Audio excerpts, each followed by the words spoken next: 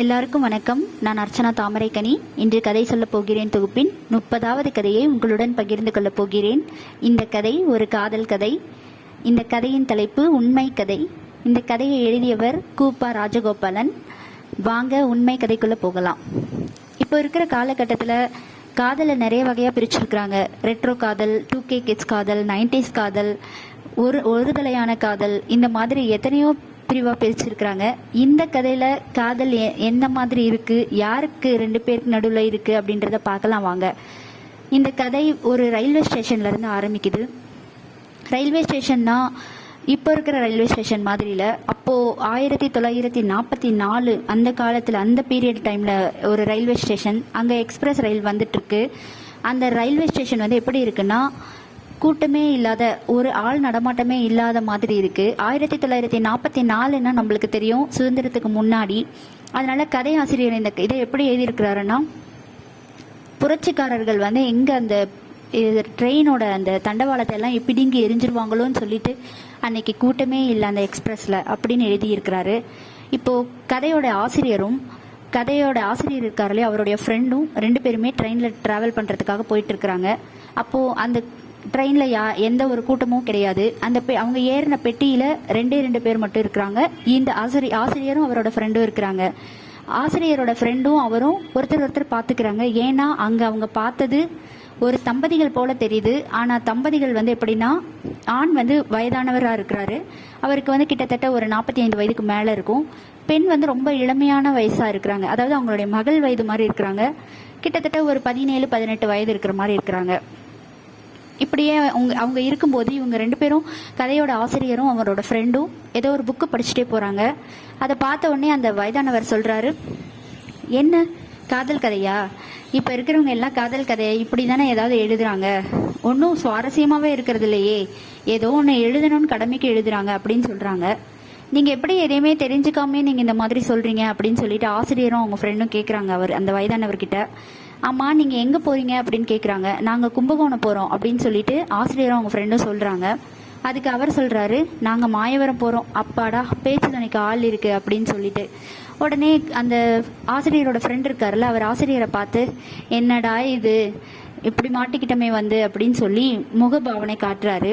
அதை வந்து அந்த வயதானவர் இருக்கார் இல்லையா, 45 வயதுக்கிட்ட இருப்பார், அவர் வந்து பார்க்குறாரு. பார்த்துட்டு, சரி என்ன என்கிட்ட பேச்சு கொடுத்தா உங்களை வந்து நான் தொல்லை பண்ணுவேன் அப்படின்னு நினைக்கிறீங்களா அப்படின்னு சொல்கிறாரு.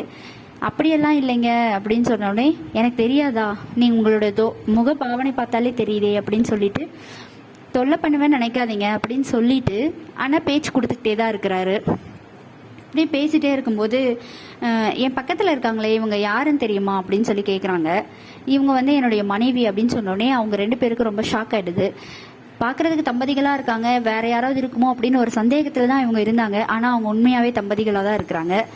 எப்படி இந்த வயதான ஆணுக்கும் ஒரு இவ்வளோ சின்ன பெண்ணுக்கும் கல்யாணம் நடந்திருக்கும், அப்படி அந்த பெண்ணுக்கு வந்து அவர்கிட்ட என்னதான் ஈர்ப்பு இருந்திருக்கும் அப்படின்னு சொல்லி ஒரு யோசனை இருக்கும். ஆனால் அதை அவங்க கேட்க முடியுமா? அதனால் அவங்க அமைதியாக இருக்கிறாங்க. மறுபடியும் அவங்களோட அந்த புத்தகத்தை படிக்க ஆரம்பிக்கிறாங்க, அதை பற்றி பேச ஆரம்பிக்கிறாங்க. உடனே இவர் சொல்கிறாரு, காதல்னு சொல்கிறாங்களே, சரி எனக்கு வயது 48, என்னுடைய மனைவிக்கு வயது 18 வயது. இப்போது என்னுடைய மனைவி என் மேலே காதல் வச்சிருக்கிறாங்கன்னு அர்த்தமா அப்படின்னு சொல்லி கேட்குறாங்க.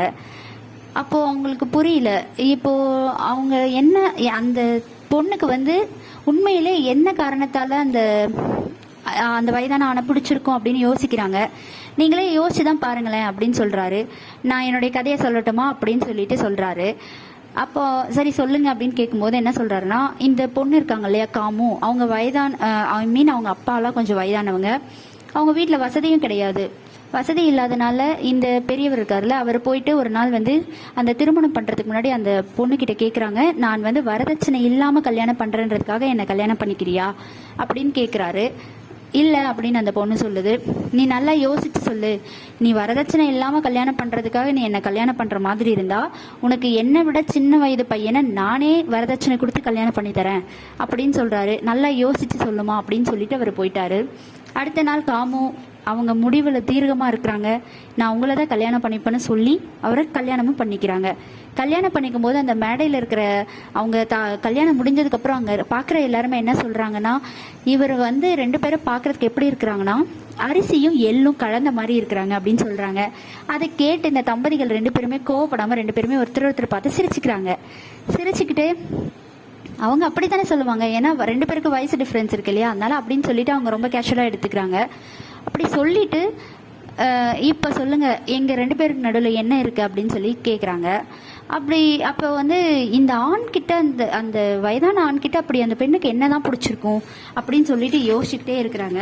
உடனே அந்த வயதானவர் இருக்காருல்ல, அவர் என்ன சொல்கிறாருன்னா, என்கிட்ட இருக்கிற அழகா, இல்லை என்கிட்ட இருக்கிற எவ்வளமா, இல்லை ஆசையா, இல்லை காமமா, எதனால் எனக்கு இந்த பெண்ணுக்கு பிடிச்சிருக்குன்னு நினைக்கிறீங்க, நல்லா யோசிச்சு சொல்லுங்கள் இறங்குறதுக்கு முன்னாடி அப்படின்னு சொல்கிறாரு. இவங்க இதை யோசிச்சு இந்த வயதானவர்கிட்ட போய் என்ன இருக்குது, எதுவுமே இல்லையா, அழகும் இல்லை, ஒரு உடல் தேகம் அந்த மாதிரி எதுவுமே கிடையாது, எப்படி இந்த பொண்ணுக்கு பிடிச்சிருக்கும், அது இவ்வளோ ஒரு சின்ன பொண்ணு 18 வயசு இருக்கிற பொண்ணுக்கு அப்படின்னு சொல்கிறாங்க. கல்யாணம் ஆகி 3 வருஷம் ஆயிடுச்சுன்னு சொல்கிறாங்க. நடுவில் அவர் என்ன சொல்லியிருக்கிறாருன்னா, ஒருவேளை என்ன உனக்கு பிடிக்காம போனா நீ இப்போ கூட சொல்லலாம், உனக்கு நானே மறுமணம் செஞ்சு தரேன் அப்படின்னு சொல்லியிருக்கிறாரு. அதுக்கு அந்த பொண்ணு கோச்சிட்டு இருந்திருக்கிறாங்க அவர்கிட்ட. இப்படியெல்லாம் இருக்கிறாங்களே எப்படி அப்படின்னு சொல்லிட்டு யோசிச்சுட்டே வராங்க. கொஞ்சம் நேரத்துக்கு அப்புறம் அந்த காமம் இருக்காங்களே, அவங்க தூங்கிட்டு இருந்தாங்கல்ல, அவங்க எந்திரிக்கிறாங்க.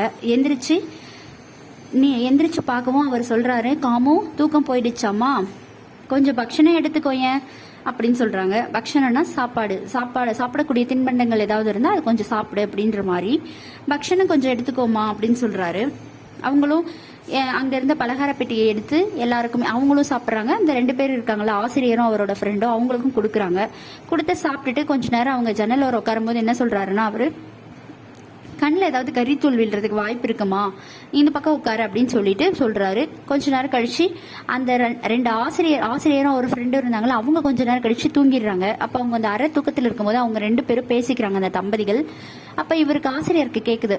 அவங்க என்ன சொல்கிறாங்கன்னா, நான் உன்னை பற்றி தான் சொல்லிட்டு வந்தேன் அவங்க கிட்ட அப்படின்னு சொல்லும்போது, என்னங்க என்னை பற்றி சொல்கிறீங்க, அசடு இப்படி போய் சொல்லலாமா அடுத்தவங்க கிட்ட அப்படின்னு சொல்லி கேட்குறாரு. இருக்கட்டுமே, நல்லா அவங்க தெரிஞ்சுக்கிட்டுமே நமக்குள்ள என்னன்னு அப்படின்னு சொல்லி அவர் சொல்கிறாரு. என்னவோ போங்க அப்படின்னு சொல்லிட்டு 2 பேருமே அந்த பலகாரத்தை சாப்பிட்றாங்க. அப்புறம் கொஞ்ச நேரம் கழிச்சு தூங்கிடுறாங்க. அவங்க இறங்க வேண்டிய இடம் வருது, மாயவரம். அப்போது அந்த வயதானவர் கேட்குறாரு அவர்கிட்ட, கண்டுபிடிச்சிங்களா எங்கள் 2 பேருக்கு நடுவில் அப்படி என்னதான் இருக்குது அப்படின்னு சொல்லிட்டு சொல்லும்போது, இப்போ எல்லாருமே காதல் அப்படின்னு சொல்லிட்டு காதலை விவரிக்கிறதும் அதை வந்து எழுதுறதும் தேவையில்லாத அதுக்கு ஒரு உருவத்தை கொடுத்து இப்படி தான் இருக்கும் காதல், இதுதான் காதல் அப்படின்னு நம்ம சொல்லாமல் 2 பேரும், அதாவது ஒரு ஆணுக்கும் ஒரு பெண்ணுக்கும் ஒருத்தர் மேலே ஒருத்தர் ஈடுபாடு இருக்கிறதுக்கு காரணம் அந்த நினைப்பே இல்லாமல் இருக்கிறதா அப்படின்னு சொல்கிறாரு. அந்த நினைப்பு நீங்கள் அவர் எதை சொல்கிறாருன்னா, அந்த காதல் அப்படின்ற நினைப்பு இல்லாமல் இருக்கிறதா.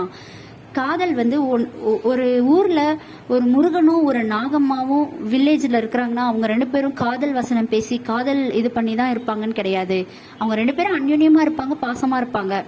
அது வந்து நம்ம காதல்னு அவங்க சொல்ல முடியுமா, அதுக்கு பேர் வைக்க முடியுமா அப்படின்னு அவர் கேட்குறாரு. அதனால காதல்னா இப்படி தான் இருக்கும், இந்த மாதிரி தான் இருப்பாங்க, இவங்க 2 பேருக்கு நடுவில் தான் காதல் வரும், அந்த மாதிரி ஒரு பொய்யான ஒரு பிம்பத்தை காதல் மேலே எழுதாதீங்க, எழுதுறது வந்து இனிமேல் சரியா நல்ல கருத்தா யோசிச்சு எழுதுங்க அப்படின்னு சொல்லி ஆசிரியரை பார்த்து அவர் சொல்றாரு. அவருக்கு ஒரே குழப்பம், எப்படி நீங்க என்னை பார்த்து ஆசிரியர்னு கண்டுபிடிச்சிங்க அப்படின்னு சொல்லும் போது, உங்களை பார்க்குற தோரணையே தெரியுதே நீங்க எழுதுறவர் தான்னு, இனிமேலாவது காதல் அப்படின்னு சொல்லி அதுக்கு ஒரு பிம்பத்தை கொடுத்து இப்படிதான் இருக்கும் காதல்னா, இப்படிதான் 2 பேருக்கு நடுவில் இந்த மாதிரி 2 பேருக்கு நடுவில் தான் காதல் வரும் அப்படி என்னெல்லாம் அதுக்கு பெயர் கொடுத்து விவரிக்க தேவையில்லை, நல்ல நல்ல கருத்துக்களை எழுதுங்க அப்படின்னு சொல்லிட்டு அவர் போறாரு. இவங்களுக்கு ஒரு உண்மை காதல்னா என்ன, ஒரு ஆணும் ஒரு பெண்ணும் எப்படி ஈர்க்கப்படுறாங்க, ஒரு காரணமே இல்லாம உருவாகிறதா காதல். அந்த காதல் சுயநலம் இல்லாதது, காதலுக்கு காரணங்கள் தேவையில்லை, அப்படி காரணங்கள் இருந்தா அது காதலா இருக்காது. இதுதான் இந்த கதையாசிரியர் சொல்ல வராரு. நன்றி.